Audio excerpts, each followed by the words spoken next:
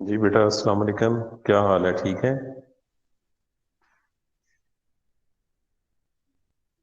جی سر، وعلیکم وعلیکم السلام. السلام. جی اچھا.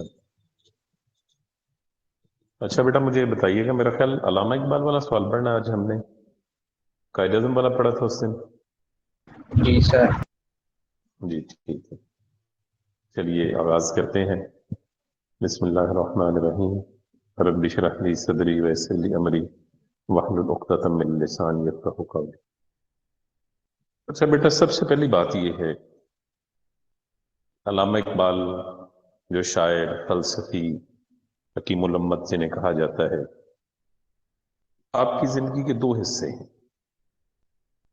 ایک آپ کی زندگی ہے جسے ہم آپ کی ذاتی یا نجی زندگی کہتے ہیں.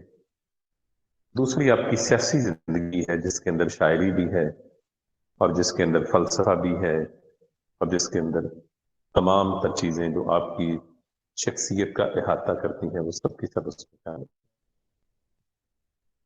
اقبال کے حوالے سے یہ بات کہی جاتی ہے کہ آپ ایک بڑی غیر معمولی شخصیت کے مالک تھے.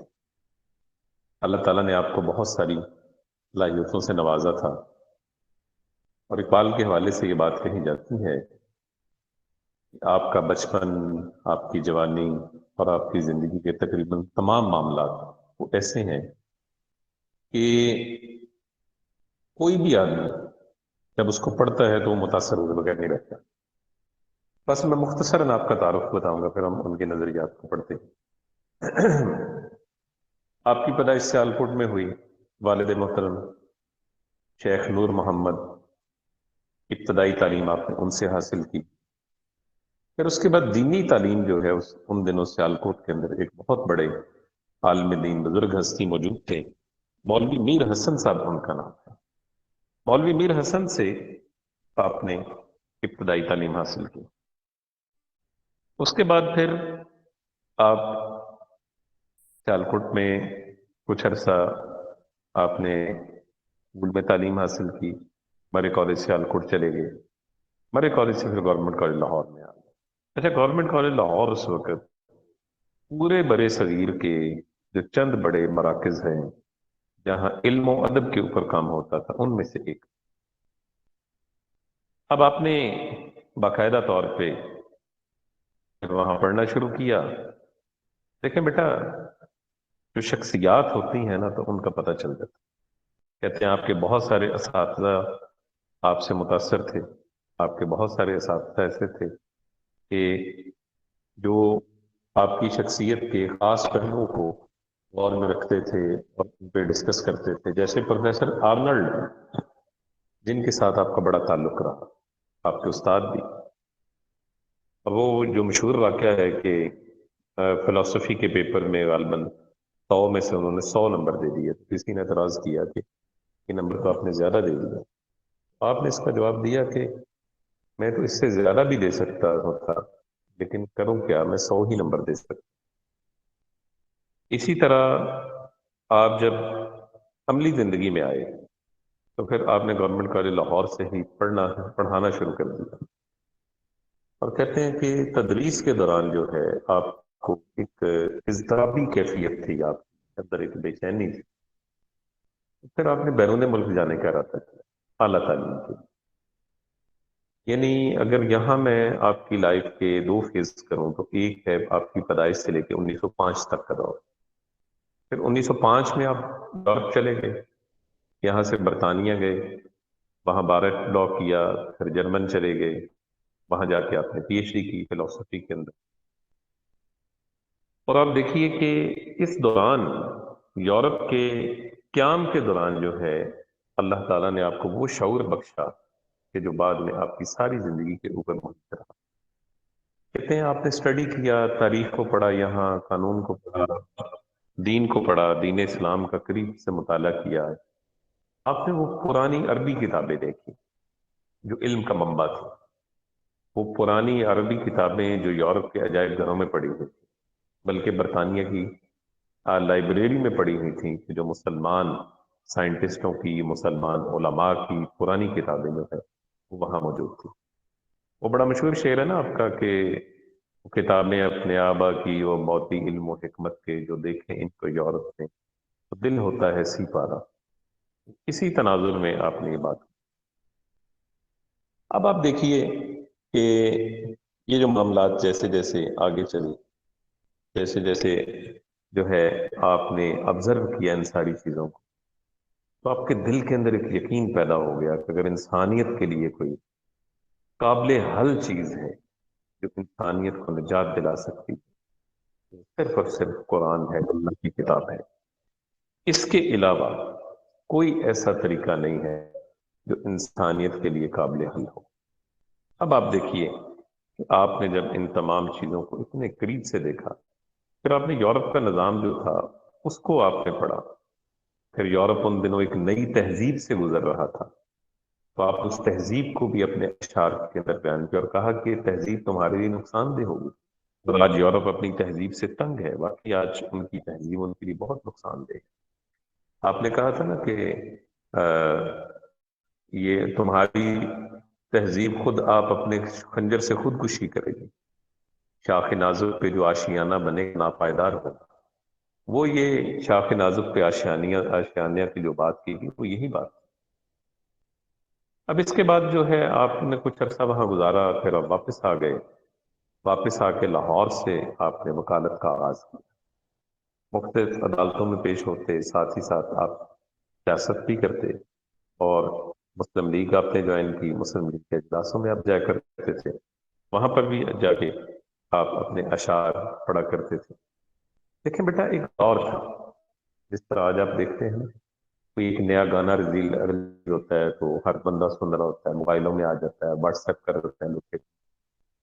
وہ دور تھا پرنٹ میڈیا کا۔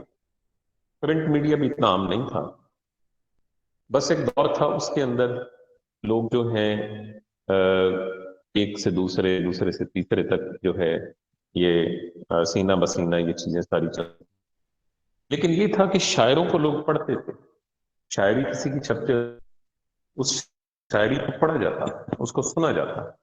لیکن بات یہ ہے کہ شاعر حضرات جو ہیں ان کا کام بہت بڑا تھا اس زمانے میں۔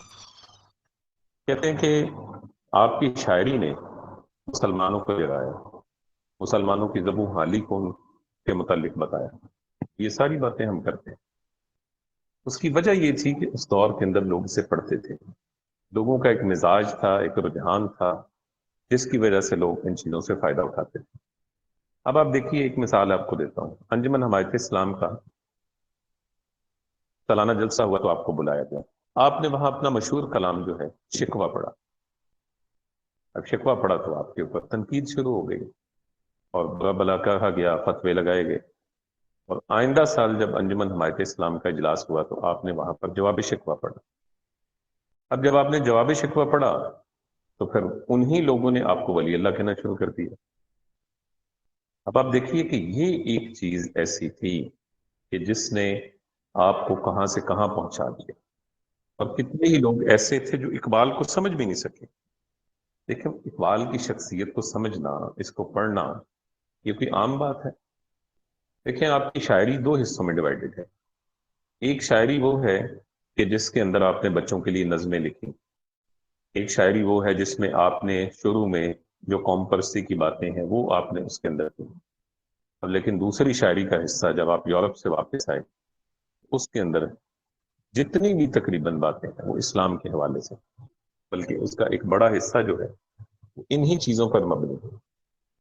اب آپ دیکھیے کہ اس کا ہوا کہ وہ تمام تر پہلو جو قرآن نے بیان کیے تھے وہ آپ نے شاعری کے اندر بیان کر دی، بلکہ ایک بڑی مشہور کتاب ہے اقبال اور قرآن، یعنی اقبال نے اپنے اشعار میں جن قرآنی آیات کے حوالے دیے وہ اس کے اندر موجود۔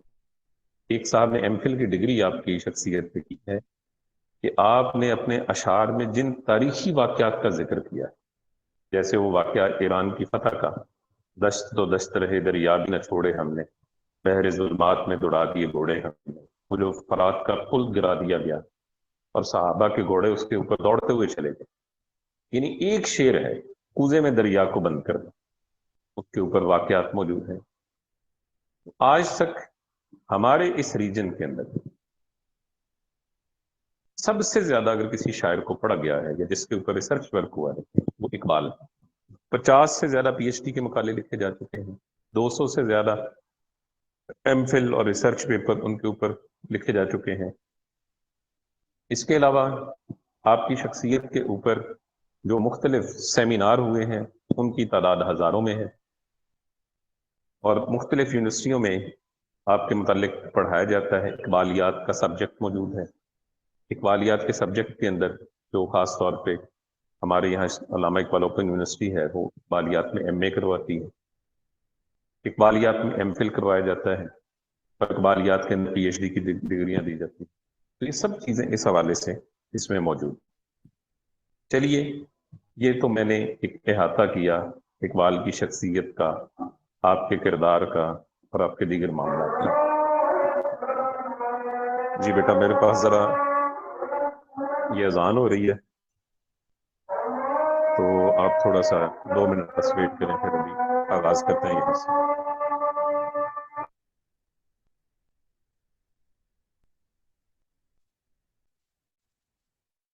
ہاں جی بیٹا اسکرین شیئر ہو رہی ہے، بتائیے مجھے. یس جی سر. سر ہو رہی. جی ٹھیک ہے. اچھا جی چلیے اب آپ کے نظریات کو پڑھتے ہیں. تو سب سے پہلی بات جو اقبال نے کی ہے وہ ہے علیحدہ مذہبی اور ثقافتی پہچان. اچھا اقبال کا جو فلسفہ ہے یا پاکستان کے حوالے سے جو ان کی آئیڈیالوجی ہے، جو ہمارے پاس سب سے اتھینٹک جو چیز ہمیں ملتی ہے اس اعتبار سے وہ آپ کا خطبہ الہ آباد ہے. سب سے پہلی بات آپ نے اس نے یہ فرمائی کہ انڈیا ایک بر صغیر ہے ملک میں. لیکن بیٹا یہ بات سمجھنے کی ہے بر صغیر اور ملک میں کیا فرق ہے. بر صغیر کا مطلب ہے بر کہتے ہیں زمین کو، صغیر کہتے ہیں زمین کا ایک چھوٹا حصہ، ایک ٹکڑا زمین کا، یعنی ایک زمین کا ٹکڑا ہے، ملک نہیں ہے. کیونکہ جو ملک ہوتا ہے اس کے چند ایک ریاست کے کمپوننٹ ہوتے ہیں. ریاست کا اپنا نظام ہوتا ہے، ایک قانون ہوتا ہے جسے کانسٹیٹیوشن کہتے ہیں، ایک قوم ہوتی ہے، ایک اس کی حدود ہوتی ہیں، ٹیریٹری ہوتی ہے، اس کے اندر رہنے والے لوگوں کو، عوام کو ریاست کہتے ہیں. آپ نے کہا کہ یہ ایک ایسی جگہ ہے، ایک ایسا ملک ہے، ایک ایسا ٹکڑا ہے زمین کا جو ملک نہیں ہے، جہاں کئی مذاہب کے لوگ ہیں، کئی زبانیں بولتے ہیں، اور ان تمام مذاہب اور زبانوں کے اندر مسلمان قوم جو ہے ان کی اپنی ایک جداگانہ پہچان، اپنی الگ ایک مذہبی پہچان. اقبال میں کوئی شک نہیں تھا کہ مسلمان اتنے 100 سال سے یہاں آباد تھے، لیکن اس کے باوجود کوئی ایسی چیز آپ کو نظر نہیں آتی کہ جس میں آپ ان کی پہچان کو ختم کر سکیں. دوسری بات دیکھیں بیٹا، فلسفی جو ہوتا ہے نا آنے والے حالات کو بتاتا ہے. فلسفی 2 چیزوں پہ اس کی کمانڈ ہوتی ہے، ایک تو تاریخ کو جانتا ہے، دوسرا موجودہ حالات کے اوپر اس کی کمانڈ ہوتی ہے. آپ نے موجودہ حالات کے حوالے سے دیکھتے ہوئے یہ بات آپ نے ارشاد فرمائی. آپ نے فرمایا کہ یہ جو علاقہ ہے شمال مغربی ہندوستان، پنجاب، شمال مغربی سرحدی صوبہ یا جو آج خیبر پختونخوا ہے، سندھ، بلوچستان، ایک ریاست میں مدغم ہو جائیں گے. کہتے ہیں یہ میں دیکھ رہا ہوں اور میں چاہتا بھی ایسا ہی ہوں کہ یہ ایک ریاست بن جائے. اور مجھے ایسا دکھائی دیتا ہے کہ برطانوی حکومت کے اندر رہتے ہوئے یا باہر خود مختاری کا حصول اور شمال مغربی علاقوں میں ایک مسلم ریاست کا قیام مسلمانوں کا مقدر بن گیا. اب آپ دیکھیں کہ آپ کا انتقال ہوا 1938 میں، اور یہ خطبہ دیا جا رہا ہے پاکستان بننے سے 17 سال پہلے. لیکن ایک فلسفی کی آنکھ دیکھ رہی ہوتی ہے، اس کی مین ریزن تھی کہ تاریخی اعتبار سے یہ علاقہ ہمیشہ سے مسلمانوں کا مرکز رہا. پھر آپ نے بات کی متحدہ قومیت کی. آپ نے کہا کہ متحدہ قومیت کا نعرہ تو بہت اچھا ہے، بڑا شاعرانہ ہے اور اس کے اندر بڑی خوبصورتی ہے، لیکن آپ نے کہا کہ یہ قابل عمل نہیں. کیونکہ دیکھیں متحدہ قومیت کا مطلب یہ ہے کہ تمام مذاہب کو مل کر ایک قوم بن جانا چاہیے. آپ نے کہا کہ ابتدا میں بھی اسی چیز کا قائل تھا، لیکن اب میں سمجھتا ہوں کہ قومی شخصیت کو محفوظ کرنا ہندوؤں اور مسلمانوں دونوں کے لیے مفید۔ آپ نے یہ بات کہی کہ ہندوستان میں ایک مشترک قومیت پیدا کرنے کا خیال اگرچہ نہایت خوبصورت اور شاعرانہ ہے۔ یہ دیکھیں الفاظ، خوبصورت اور شاعرانہ۔ شاعرانہ باتیں ہمیشہ وہ ہوتی ہیں جو حقیقت سے دور ہوتی ہیں۔ جیسے ہمارے کئی شاعروں نے بڑی بڑی داستانیں گڑی اور بڑی بڑی جناب انہوں نے تخیل میں آ کے محبوب کی تعریفیں کی، چاند تارے توڑ کے لانے کی باتیں کی، لیکن آج تک کوئی چاند تارے توڑ کے نہیں لا سکتا، کیونکہ شاعرانہ بات سننے میں مزہ دیتی ہے۔ ایک تخیل ہوتا ہے، خیالات جو ہوتے ہیں انسان کے، اس کے اندر انسان ایک لذت محسوس کرتا ہے، لیکن اس کی حقیقت نہیں ہوتی۔ تو آپ نے کہا کہ تاہم موجودہ حالت اور قوموں کی نادانستہ رفتار کے لحاظ سے یہ ناقابل عمل ہے۔ یعنی قابل عمل کو یہ فارمولہ نہیں ہے کہ آپ یہ کہہ سکیں قابل عمل فارمولہ۔ پھر آپ نے دو قومی نظریے کی بات، آپ نے کہا کہ دو الگ الگ قومیں، ایک ہندو قوم ہے ایک مسلمان قوم۔ آپ نے کہا کہ صدیوں سے یہ لوگ یہاں آباد ہیں، لیکن اس سب کے باوجود بھی یہ آپس میں گھل مل نہیں سکے ایک دوسرے کو۔ ان کا مزاج، ان کا فکر، ان کی سوچ، ہر چیز مختلف ہے۔ تو آپ نے کہا کہ میں بھی اسی چیز کا قائل ہوں کہ ہر جماعت کو اپنی اپنی قومی اور تہذیبی بنیادوں پر آزادانہ شورا، شورا کا مطلب ہے انتخاب اور پارلیمنٹ بنانے کا حق ملنا چاہیے۔ دیکھیں جتنے بڑے لوگ ہوئے ہیں سب نے جو نظریات دیے ہیں وہ بڑے آفاقی نظریات تھے۔ آپ نے کہا کہ نسلی اور وطنی امتیاز جو ہے وہ کسی بھی طور پہ قبول نہیں ہے۔ آپ نے، کیونکہ یہ بات تو 1400 سال پہلے پیغمبر اسلام صلی اللہ علیہ وسلم نے ارشاد فرما دی کہ کسی کو نسل کی بنیاد پہ، عربی کو اجمی پر، اجمی کو عربی پر، گورے کو کالے پر، کالے کو گورے پر کوئی فوقیت نہیں، سوائے تقوی کی۔ آپ نے بات اس وقت ارشاد فرما دی۔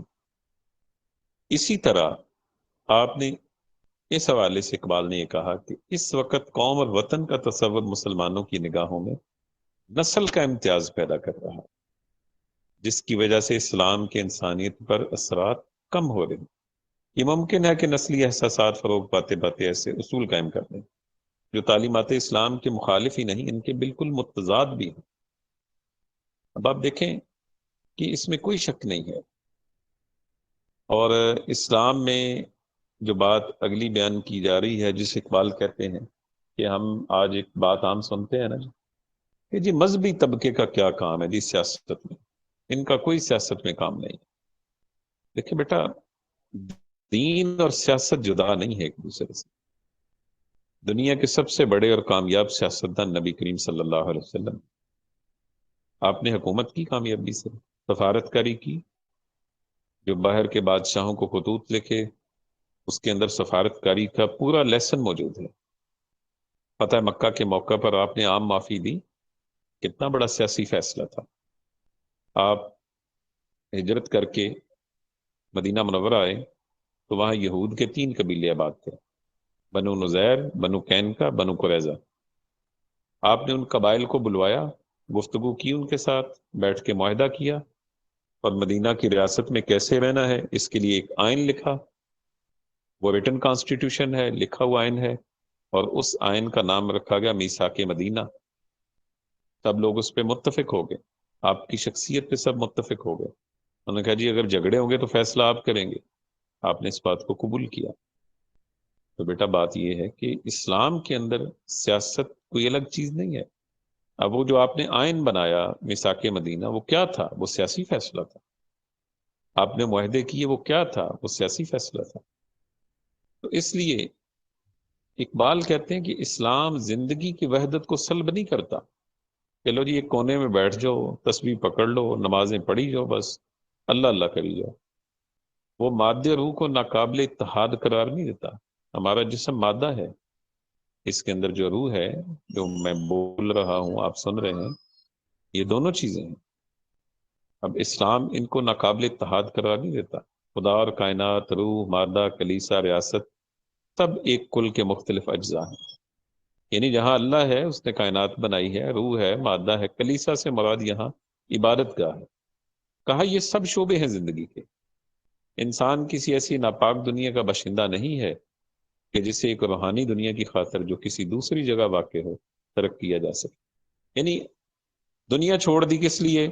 کہ ایک مرنے کے بعد آخرت کی ایک دنیا آنے والی ہے. اسلام اس سے منع کرتا ہے. اسلام کہتا ہے نہیں، اس دنیا میں رہتے ہوئے رزق حلال کماؤ، بیوی بچے بھی پالو، اللہ کا حکم سمجھ کے پالو، ٹھیک طریقے سے کام کرو، ایمانداری سے کام کرو، اپنے معاملات کو ٹھیک طریقے سے چلاؤ.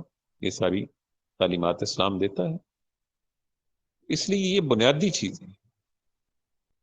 پھر اس کے بعد آپ نے بات کی کہ اسلام ایک زندہ قوت کا نام ہے. آپ نے فرمایا کہ جس شخص کو آل انڈیا مسلم لیگ کی صدارت کے اعزاز سے آپ نے نوازا ہے، وہ اب بھی اسلام کو ایک زندہ طاقت سمجھتا ہے.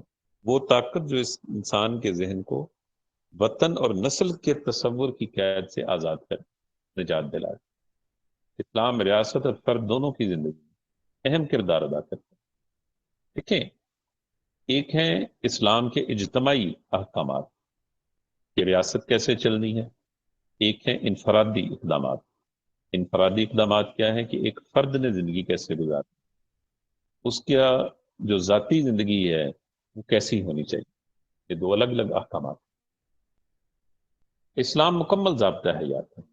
دیکھیں، بات یہ ہے کہ کوئی ایسی چیز تو نہیں ہے کہ آپ جنگل میں نکل جائیں اور ذکر اذکار پہ لگ جائیں، بلکہ اسلام نے منع کیا لا رہبانیت فی الاسلام. اسلام میں رہبانیت نہیں ہے کہ راہب بن جائیں، جوگی بن جائیں، شہر سے نکل جائیں، جنگل میں بیٹھ جائیں، اللہ اللہ کریں.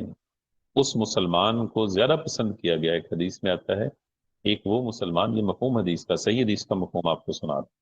ایک وہ مسلمان کہ جو لوگوں میں رہتا ہے اور پھر ان کے رویوں سے اسے تکلیف پہنچتی ہے، اس پہ صبر کرتا ہے، وہ اس مسلمان سے جو انسانوں سے الگ تھلگ ہو کے رہتا ہے اور کسی قسم کی کوئی اسے تکلیف نہیں پہنچتی، یہ مسلمان اس سے کئی گنا افضل ہے.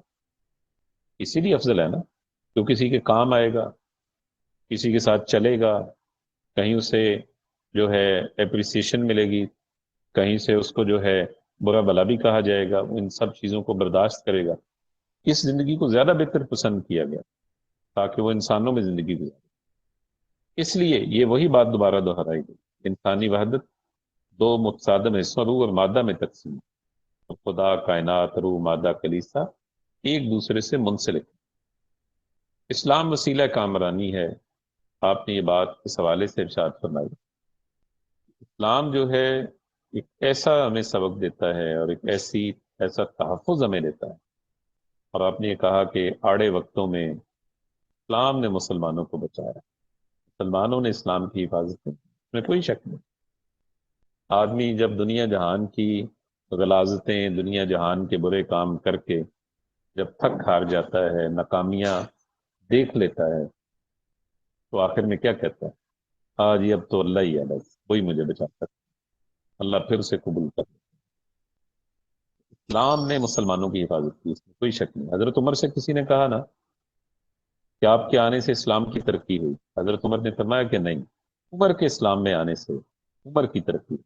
اسلام تو ایک پہلے سے ہی ترقی یافتہ تھا. اسلام تو اللہ کا دین تھا. میرے آنے سے مجھے اس سے فائدہ ہوا، عمر کی زندگی بن گئی. متحدہ قومیت کی آپ نے تردید کی. آپ نے کہا کہ یورپ کا، کیونکہ اس زمانے میں یورپ کے اندر ایک تحریک چل رہی تھی یورپین اقوام کی، کہ تمام یورپ کی قومیں جو ہیں وہ ایک قوم ہے. یہ جو بنی ہے نا یورپین یونین، یہ بھی اسی بنیاد پہ بنی. تو اقبال نے کہا یہ تصور درست نہیں ہے. اور آپ نے کہا کہ اس لیے میں نہیں کہہ رہا کہ اس سے مسلمانوں کو کمتر مادی فوائد حاصل ہوں گے، بلکہ اس لیے کہتا ہوں کہ اس میں ملحدانہ مادیت پرستی ہے، مادیت پرستی کے بیج ہے، جو میرے نزدیک انسانیت کے لیے عظیم ترین خطرہ ہے. اسلام قومیت کی بنیاد. آپ نے کہا ہماری قومیت کی بنیاد ایک ہی ہے، اپنی ملت پر قیاس اقوام مغرب سے نہ کر، خاص ہے ترکیب میں قوم رسول ہاشمی. یعنی ہماری جو ترکیب ہے، جو رسول ہاشمی کی ہم قوم ہیں، رسول اللہ صلی اللہ علیہ وسلم کی امت ہے، ہمارا دنیا کے ساتھ مقابلہ نہیں کیا جا سکتا. یہ خاص ترکیب ہے اس کی. ان کا ایمان، ان کا یقین، اللہ اور اس کے رسول کے ساتھ لگاؤ، اور دین کے ساتھ ان کا لگاؤ یہ الگ چیز ہے۔ یہی بات ان کی جمعیت کا ہے، ملک و نسب پر انحصار، قوت مذہب سے مستحکم جمعیت۔ دامن دین ہاتھ سے چھوٹا تو جمعیت کہاں، اور جمعیت ہوئی رخصت تو ملت بھی گئی۔ اسلام ذریعہ اتحاد ہے۔ آپ نے یہ بات واضح طور پہ کہی کہ ہمیں اسلام سے وہی تعلق ہے جو انگریزوں کو انگلستان سے ہے، جو جرمنوں کو جرمن سے ہے، اور وہی تعلق ہمارا اسلام کے ساتھ ہے۔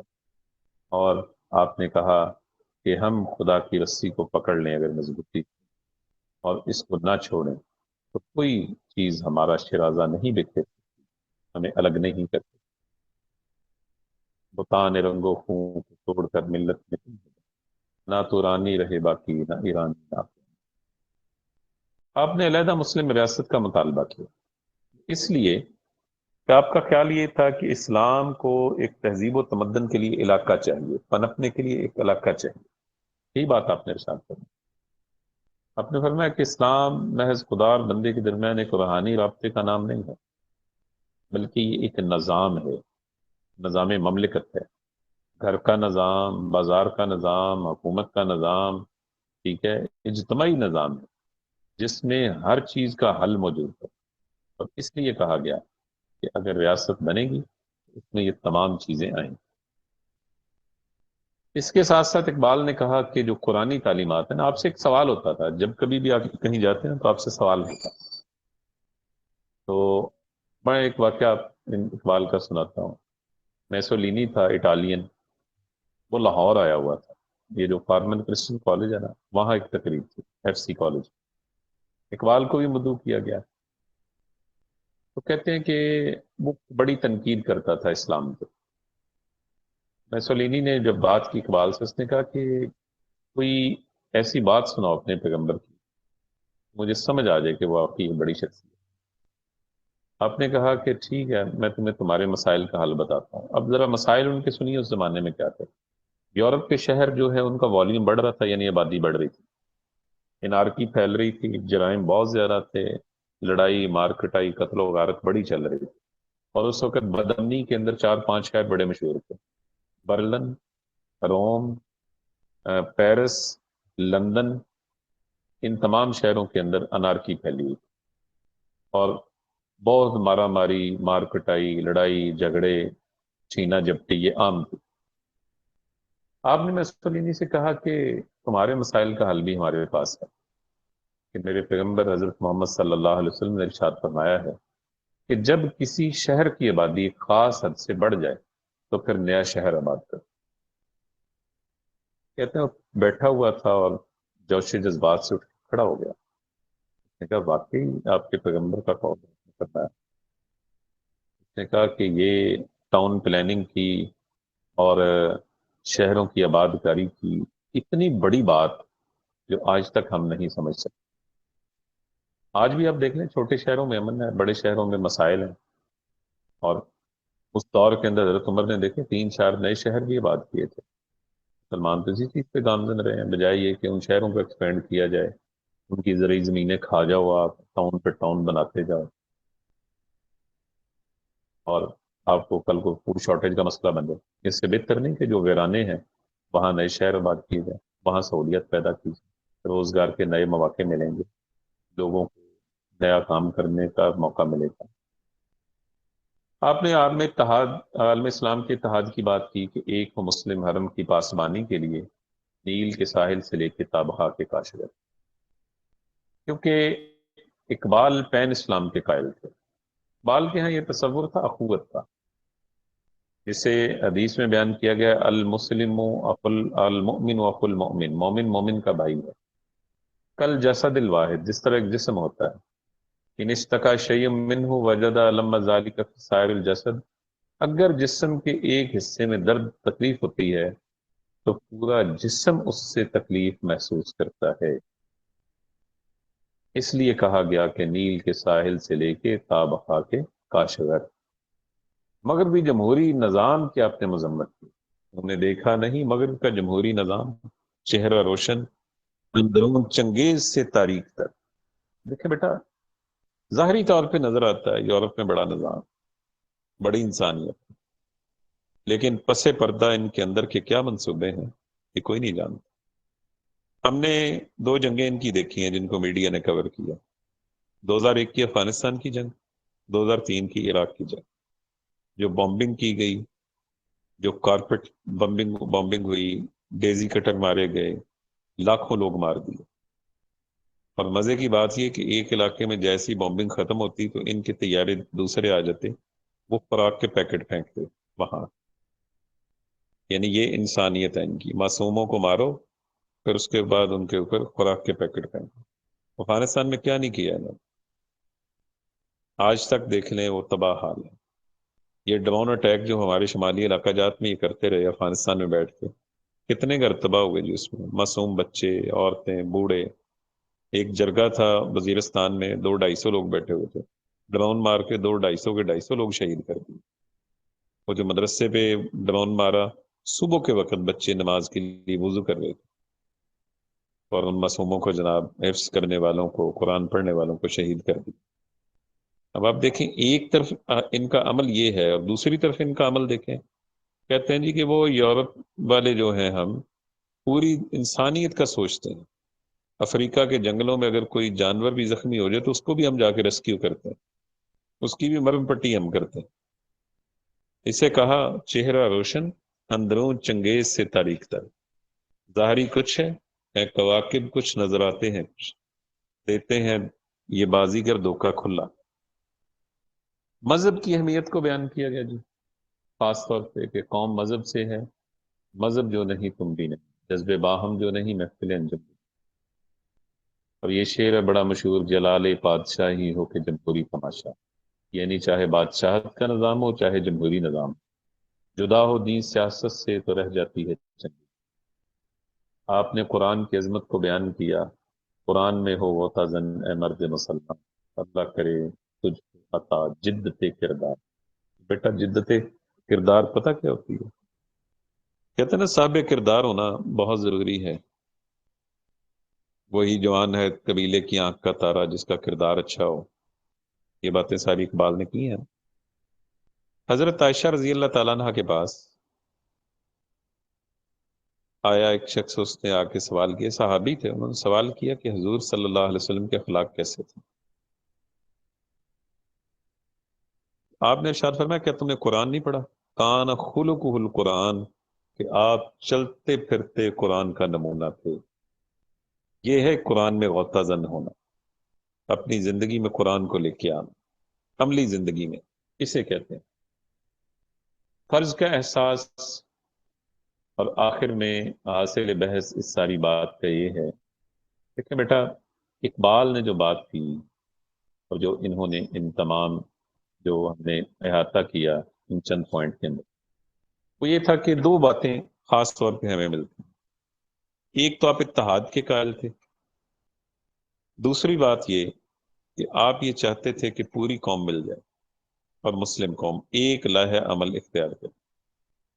تیسری بات آپ یہ کہ جو مسلمانوں میں مختلف چیزیں آ چکی ہیں، جمود آ چکا ہے، ان سے باہر نکل کے حقیقی اسلام کی جانب آ جائے، اور ہم اپنی دینی جو حمیت ہے، جو دین کے اوپر ہم عمل کرتے ہیں، اس کے ساتھ ساتھ ہم اپنے نظام کو بھی بدل کے اسلام کے مطابق ڈھالیں۔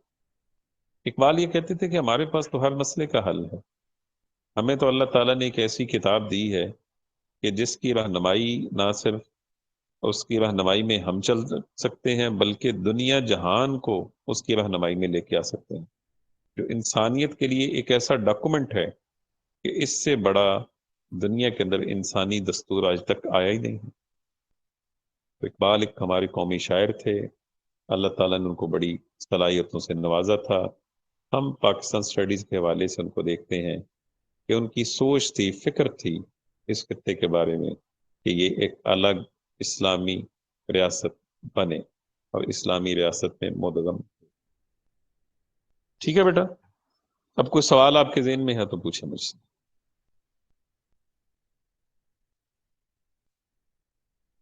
جی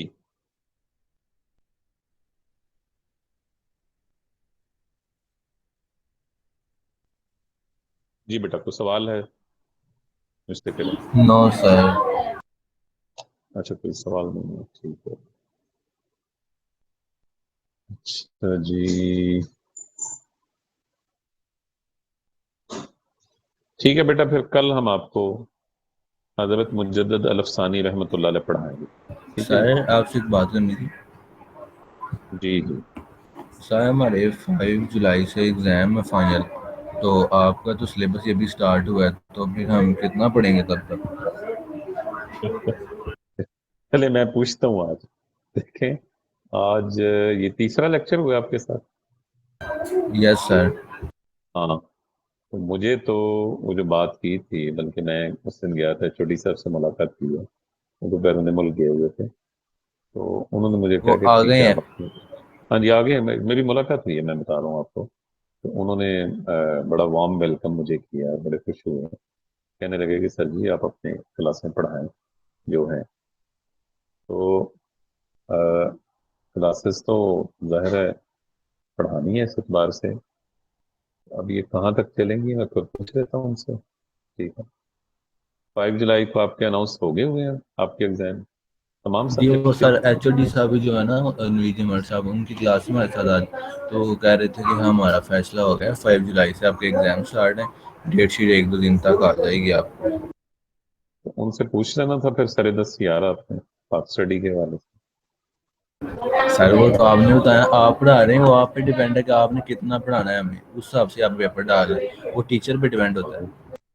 میرے خیال میں ٹیچر نے جی انٹروڈکشن کروایا ہے، ابھی تو میں ایک قائد پڑھایا، اقبال پڑھایا. اب آپ کو میں وہ جو مین ٹاپک پڑھانے ہیں وہی پورے نہیں ہوں گے ان دنوں میں، تو پھر میں اس کو کیسے پورا کروں؟ مجھے بتائیں.